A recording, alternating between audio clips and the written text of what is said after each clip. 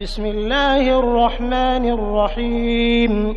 الحمد لله فاطر السماوات والأرض جاعل الملائكة رسلا أولي أجنحة مثنى وثلاث ورباع يزيد في الخلق ما يشاء إن الله على كل شيء قدير. ما يفتح الله للناس من رحمة فلا ممسك لها وما يمسك فلا مرسل له من بعده وهو العزيز الحكيم. يا أيها الناس اذكروا نعمة الله عليكم هل من خالق غير الله يرزقكم من السماء والأرض لا إله إلا هو فأنى تؤفكون.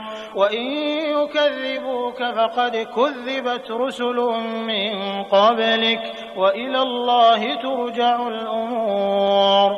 يا أيها الناس إن وعد الله حق فلا تغرنكم الحياة الدنيا ولا يغرنكم بالله الغرور. إن الشيطان